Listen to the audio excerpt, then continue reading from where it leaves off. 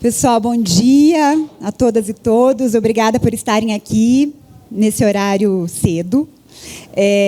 Queria agradecer, a presença de todos e todas que estão aqui hoje. Dizer que esse é um momento bem importante para a gente. A gente está querendo fazer, eu e Camila, e depois também inserimos o Marcelo nessa jogada, querendo fazer esse evento há muito tempo. A gente estava planejando um evento pré-COP, que acabou virando um evento pós-COP. E tudo bem, eu acho até bom, porque a gente traz elementos também da COP para dialogar aqui. E acho que a importância de trazer esse evento hoje, e eu acho que essa discussão tem se acirrado e vários grupos têm trazido um pouco essa temática, o quanto que a gente precisa falar de habitação quando a gente fala de mudanças climáticas. Por isso que a gente se reuniu. Estou aqui com... Bom, eu sou a Simone Gatti, sou diretora-presidente do FICA. Estou aqui com a Camila Jordan, que é diretora de Relações Institucionais da Teto. E o Marcelo Falcão, que é CEO, diretor, qual que é o seu cargo? Cofundador da Soma Uma. Somos 3 organizações, mercado privado, imobiliário e organização da sociedade civil, que trabalham com habitação. Então, o nosso foco, a nossa vida, o nosso trabalho, a gente respira esse tema. E a gente tem sentido muito no debate sobre mudanças climáticas o quanto que esse tema é muitas vezes negligenciado no debate. Então, quando a gente fala de mudanças climáticas, principalmente a gente fala de adaptação, de mitigação, que é quando a gente fala de redução de emissões, de reflorestamento, de mudança da matriz energética.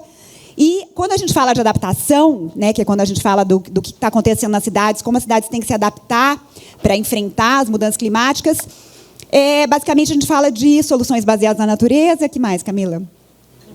Transporte. Muito pouco se fala de planejamento.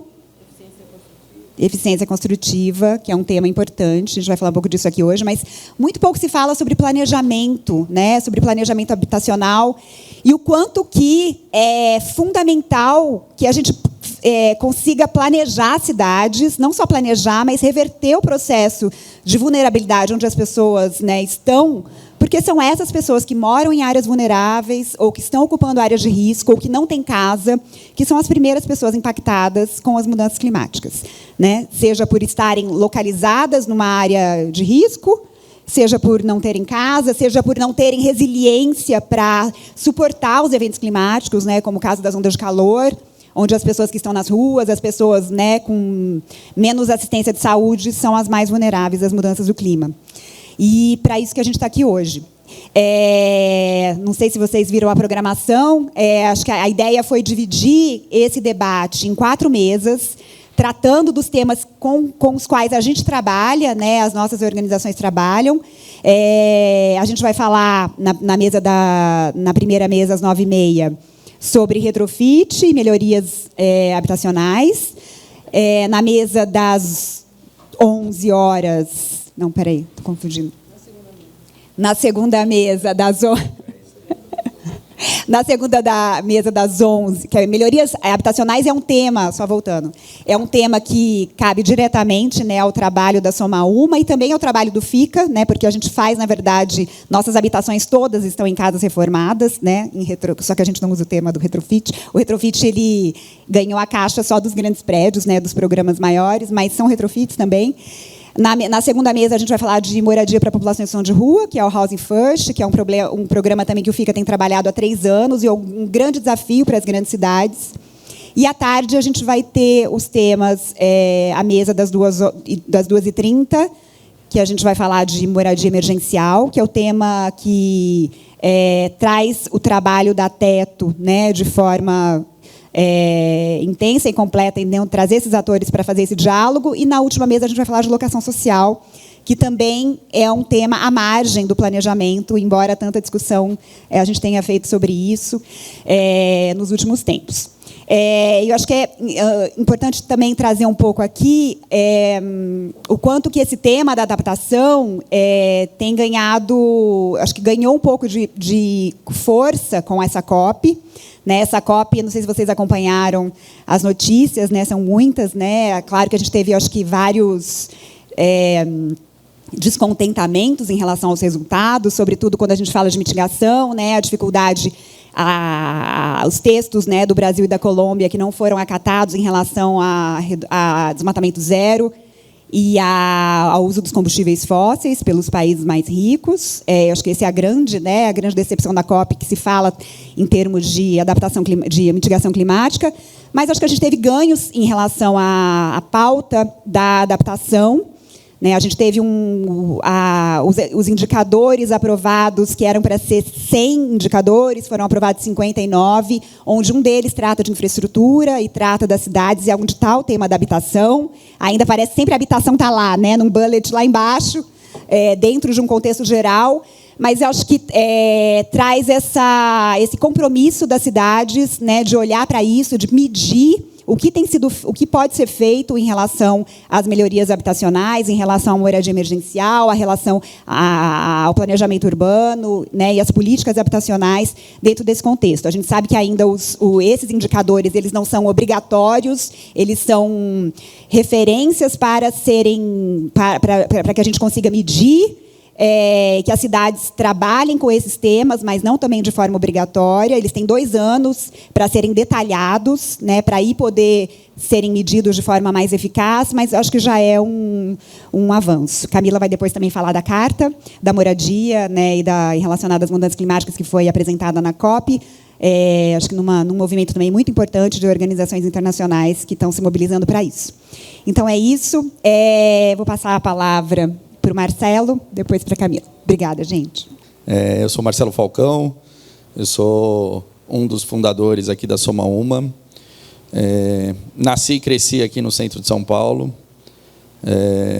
Parte da minha infância frequentei o Hilton Paz de Almeida, aquele prédio que, né, ruiu, acho que todo mundo lembra um pouco dessa tragédia. Eu comecei minha carreira no mercado imobiliário, como corretor de lançamento imobiliário, né? Fui trabalhar em Recife, voltei, depois fui fazer uma viagem para o exterior para fazer um curso de inglês de 1 mês e fiquei num edifício retrofitado. E lá, na época, eu fiquei ali perto de Harvard. Harvard tinha um programa de colocar o fone de ouvido e você escutar a arquitetura, um pouco dessa construção de cidade. Isso mudou a minha percepção sobre cidade. Então, quando eu voltei, eu resolvi estudar arquitetura, olhando para a cidade existente, e me juntei com um time incrível aqui de arquitetos e engenheiros, também com esse propósito, com esse olhar da cidade construída, e ver o que a gente consegue fazer para mudar essa relação das pessoas com a cidade, né, e desse abandono. Eu estou aqui quase que de gaiato, né? Elas me convidaram a fazer parte, para falar um pouquinho de retrofit e de melhorias habitacionais, que cada vez mais a gente vem estudando, principalmente porque a Soma Uma existe um pouco mais de 5 anos, e a gente vem tentando construir soluções para a habitação de interesse social, para a habitação do mercado popular. Mas, à medida que a gente vai entendendo cada vez mais, a gente vai entendendo que as políticas, de maneira geral, sejam elas de crédito, sejam elas urbanas, ela nunca foi pensada para a cidade existente, né? E acho que, por isso é reflexo da cidade que a gente tem hoje, né? Elas foram pensadas sempre para uma cidade nova, né? E quando a gente fala, né, de moradia e clima, que a gente tem um programa Minha Casa Minha Vida, que, óbvio, que tem seus méritos, mas que cidade que a gente está produzindo, levando as pessoas para cada vez mais longe, com investimentos públicos cada vez mais pesados, né, em termos de infraestrutura, de energia, de transporte. E digo mais, né, o que a gente deixa para as famílias lá no final, a segunda, terceira geração, não vai ter um ativo, vai ter um passivo, né? Ou seja, ainda vai, né, muito provavelmente pagando suas parcelas, e o imóvel não valorizou, e pelo contrário, a tendência é desvalorizar. Então, acho que a gente vem estudando e entendendo isso e como que a gente pode, no papel de incorporador, fazer o papel do advocacy também, né? Ou seja, de como que a gente pode ajudar a construir políticas públicas integradas, porque não adianta falar de habitação se a gente não fala de saneamento, não adianta falar de habitação se a gente não fala de infraestrutura. Então, a gente tem cada vez mais nos colocado nesse papel de provocar e de ser um agente intermediador, independente de política, né? Ou seja, quando a gente vai conversar na Faria Lima, nós somos de esquerda, e quando a gente conversa aqui, nós somos de direita. Mas acho que nosso papel é ser intermediador, e acho que a gente tem que parar ou seja, aproximar cada vez mais a academia, aproximar cada vez mais o governo, aproximar cada vez mais as ONGs, aproximar cada vez mais o mercado, porque, no fim do dia, eu acho que todo mundo quer uma cidade com mais dignidade para todas as pessoas, e a gente se coloca aqui nesse papel. Então, inclusive, que fica o convite, a gente é super aberto a ouvir, a construir juntos, a ceder o espaço para esse tipo de debate, que é super importante. A ideia é que seja um bate-papo, então, a gente, explicando um pouquinho a dinâmica, a gente vai... Cada pessoa no painel vai falar um pouquinho, 5 minutinhos, do processo, do seu histórico e tudo mais. Eu abro fazendo algumas perguntas e depois a ideia é que o público também interaja. Acho que a gente está com um público altamente qualificado aqui e a ideia é provocar realmente para que a gente saia daqui com uma agenda. Acho que, no fundo, o papel desses painéis, desses eventos, é que não seja uma coisa que a gente saia daqui e isso acabou. E a ideia é que a gente se provoque e que faça que esse espaço e que todo mundo está aqui dedicando um pouco do seu tempo funcione de forma concreta para que a gente tenha uma agenda para a construção de cidades mais eficientes. Acho que é isso. Obrigado. Oi, pessoal. Bom dia. Bom, acho que é até difícil, né, falar alguma coisa depois de vocês os dois, mas queria começar, obviamente, agradecendo todo mundo que está aqui e pegando um pouco no que os dois falaram, principalmente nosso intuito, e isso começou num café, num dos vários cafés com a Simone, de que como que a gente acaba criando tantos silos que por muitas vezes são importantes, né, porque a gente precisa focar e ter, né, eficiência, entender cada problema como um só, mas depois a gente esquece de voltar para o plano maior, né? E nós somos duas organizações que trabalham em lugares muito diferentes das cidades, né?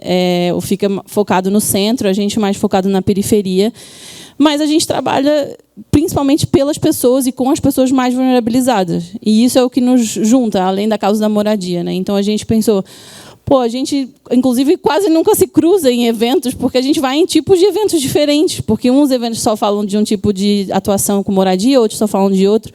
E a gente queria realmente juntar, né, esse debate para a gente poder aprofundar, porque muitas vezes também, se a gente fica só falando nessas temáticas separadas, a gente acaba não tendo ideias. Às vezes, coisas que funcionam no retrofit, nas melhorias, poderiam também funcionar na lógica de moradia emergencial, por exemplo, e vice-versa. Como que a gente troca mais e traz isso para a ação, para a urgência? Porque é isso, né? Principalmente, e aí falando do trabalho da Teto, né, a gente atua com pessoas que estão hoje na linha da crise climática, pessoas que hoje já vivem uma emergência, independentemente da crise climática, elas já estão vivendo uma emergência por morar em barracos de madeira, com pisos de chão de terra, sem nenhum tipo de saneamento, sem nenhum tipo de condição e completamente marginalizados até dentro das próprias comunidades, pela situação que elas vivem. Então, a gente precisa avançar de uma forma muito urgente. E o tema da moradia no Brasil, ele ainda é um tema que acaba ainda ficando muito... é um tema ou só do governo, ou só do mercado, e a gente não consegue avançar realmente como sociedade. Assim, se todo mundo sair daqui hoje realmente com um compromisso de que a gente precisa cobrar melhor os políticos, a gente precisa se juntar e desenhar planos em conjunto, que a gente precisa acompanhar os planos de governo e ficar em cima e demandar e fazer parcerias com o poder público, porque muitas vezes as organizações sociais têm acesso e têm conhecimento que o poder público não consegue acessar, por diversas razões, como que a gente trabalha em conjunto, né? Então, e principalmente como que a gente foca os recursos, o nosso tempo nas pessoas mais vulnerabilizadas.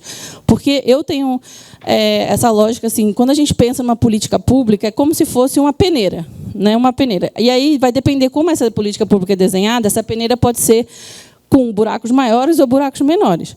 Hoje, quando a gente pensa na nossa política habitacional, ela é uma peneira com buracos gigantescos, porque a única pessoa que é realmente contemplada nessa peneira são pessoas que conseguem aceder ao crédito. Sendo que a gente tem milhões de pessoas que nunca vão aceder ao crédito, provavelmente, inclusive com as políticas que a gente tem hoje. Então, como que a gente desenha uma peneira, uma política habitacional tão fina que a pessoa mais vulnerabilizada vai ser atendida? Porque se a gente desenha uma política assim, essa pessoa e todas as outras que não vão passar por essa peneira vão se beneficiar com essa política pública. Então, a gente precisa pensar em políticas públicas que contemplem moradia emergencial, que contemplem locação social, que contemplem o retrofit, e não só uma que olhe para um lugar que é de produção habitacional, que também é importante, mas não pode ser a única, né? Então, por isso que a gente decidiu juntar aqui hoje esse debate. E aí, enfim, eu espero que seja o primeiro de muitos, porque a gente precisa de muitos mais encontros como esse para a gente avançar, para a gente continuar pressionando. E aí, contar um pouquinho dessa carta que a gente lançou. Foram 5 outras organizações que lançaram junto com a Teto. A Carta Aberta pela Moradia Digna e Agenda Climática. Então, se vocês jogarem no Google, também vão achar. Tem no Instagram da Teto e das outras organizações. Enfim, vou mencionar. As outras organizações foi a Fundação Tite-Setúbal, a Habitat para a Humanidade Brasil, a ONU Habitat Brasil, a Teto e a WRI Brasil. E também organizações que acabam tocando em diferentes temáticas habitacionais, então isso também é super importante. E, para terminar, eu acho que a gente falou sobre o privado, sobre o público, sobre o terceiro setor. E a Teto também traz muito a importância da gente trabalhar com as comunidades, trabalhar com as lideranças comunitárias, porque elas é que sabem o que está acontecendo, elas é que podem nos dizer qual é o melhor caminho, e pode ser muito mais eficiente, né? Então, também hoje à tarde, no painel que a gente tem, vai ter uma das lideranças comunitárias que a gente atua, que é a Edith, que trabalha com a gente há muitos anos. E isso é muito importante, a gente trazer essas vozes, fazer essa ponte, né? A Teto não quer ser, né, fazer a voz de ninguém, a gente quer ser a ponte entre esses espaços que normalmente não se conversam. E aí, vou fazer só um último merchan, desculpa. Mas também falar sobre o panorama climático que a gente lançou agora há poucos meses. 2 meses, na verdade, que já parece que passaram 20 desde outubro, que é exatamente isso. É um estudo inédito, feito em parceria com o INSPER, sobre como as próprias lideranças comunitárias e moradores das favelas mais vulnerabilizadas no Brasil. Nesse, a gente teve contato com 119 em todas as regiões, em 51 municípios, 20 estados. O que elas acham sobre como a crise climática está afetando os seus territórios, o que pode ser feito, o que elas já estão fazendo. Se a gente tivesse políticas públicas que incluíssem essas visões das próprias comunidades, a política seria muito mais eficiente de adaptação, por exemplo. Não precisaríamos demorar muito mais para fazer, né, estudos, etc., se a gente escutasse o que as comunidades já sabem e o que elas já estão fazendo. Então, o convite é realmente esse, que a gente troque, que a gente escute, que a gente faça provocações, que a gente possa sair daqui realmente com um senso de que não viemos só tirar fotos para postar no LinkedIn, e realmente podermos fazer também conexões que sejam duradouras e que, em conjunto, a gente avance essa agenda. Então, muito obrigada por estarem aqui, espero que seja um espaço proveitoso, e é isso. Mas convido a todos vocês a participarem. Acho que há debate. E a ideia é a gente quer redigir um documento, né, Camila? A gente falou disso lá no começo. Que realmente a gente tenha um documento que seja propositivo e seja eficaz, né, no sentido de apontar caminhos, né? Porque a gente vai em tanto evento. E muitas vezes, legal o evento, né? A gente troca, a gente dialoga, a gente impulsiona atores, faz network, mas o que fica disso, né? Então, acho que a gente tem esse compromisso, e depois a gente vai divulgar, né, de fazer um documento realmente sobre o que foi debatido aqui, o que cada um de vocês também trouxeram de contribuição. E é isso. E eu queria abrir, após a abertura, né, dos membros, né, que estão organizando essa conversa hoje, convidar a Hannah Arcuchin Machado. Hannah é amiga de longa data, uma pessoa que a gente admira muito pelo trabalho muito perspicaz que ela faz com política urbana já há muito tempo. E a Hanna está liderando co-liderando uma pesquisa muito importante no INSPER, que chama Cidades Mais 2 Graus, e acompanhando muito essa agenda climática, e a gente também cutucando para que a habitação seja olhada nessa agenda climática. E ela vai falar um pouquinho disso para a gente, para depois a gente iniciar a mesa 1. Obrigada, Hanna, por estar aqui. Obrigada, Simone. Obrigada, Camila. É uma super honra estar aqui na frente de tantas pessoas que entendem tanto de habitação, né, muito mais do que eu. Mas eu tenho feito muitas reflexões sobre adaptação climática, então eu espero também poder contribuir aqui com o debate. A gente sabe que habitação e mudança climática são temas entrelaçados, né? É óbvio, né? Moradia e clima, acho que todo mundo já sabe disso. E a informalidade e a precariedade habitacional, elas estão entre os maiores desafios da adaptação da cidade. Então, a resiliência, ela começa em casa, né? Sem uma casa resiliente, não tem como uma cidade, uma sociedade ser resiliente. Mas, nesse processo de produção do espaço, as famílias de menor renda, especialmente pretas e pardas, foram expulsas para as periferias e áreas expostas a ameaças climáticas, como várzeas, morros, encostas, etc. Alguns números, né? Acho sempre bom também a gente ter a dimensão do problema que a gente está falando. Então, números do Brasil, né? No último censo, a gente levantou que tem mais de 12 mil favelas e comunidades urbanas no Brasil, onde vivem 16,5 milhões de pessoas. Ao mesmo tempo, os dados da Fundação João Pinheiro mostram que tem um déficit habitacional estimado em 6,2 milhões. Esses são dados de 2023. E dados do IBGE de 2018, junto com o CEMADEM, numa grande pesquisa que fizeram, mostram que tem 8,2 milhões de pessoas que vivem em áreas de risco, né? Então, além de lidar com a insegurança fundiária, com as jornadas exaustivas de trabalho no transporte, né? Quem me conhece há muito tempo sabe que eu trabalhei muito tempo com transporte. Essas comunidades, elas são marcadas por desastres recorrentes das áreas de risco. Mas lembrando que esse risco ele é construído, né? Áreas não são naturalmente de risco. Então, o IPCC ele define o risco como o resultado da ameaça, da exposição e da vulnerabilidade. Então, a ameaça é efetivamente qual que é o efeito, o evento climático que pode atingir aquela população. Então, é uma chuva, é a seca, é o aumento de calor, ondas de calor. A exposição é o que tem ali exposto, são pessoas, principalmente, estamos falando de pessoas, então tem uma densidade populacional em determinado lugar, ou a gente pode falar de exposição de infraestrutura, mas a gente está falando principalmente de pessoas, né? Então, esse é o segundo fator, exposição. E o terceiro fator é a vulnerabilidade, que, por um lado, tem capacidades, então, com um vetor positivo, quanto maior a capacidade de resposta, maior a capacidade tecnológica, maior a capacidade de atuação, menor a vulnerabilidade. E, por outro lado, essa condição de poucos recursos e pouca ação, então com vetor negativo.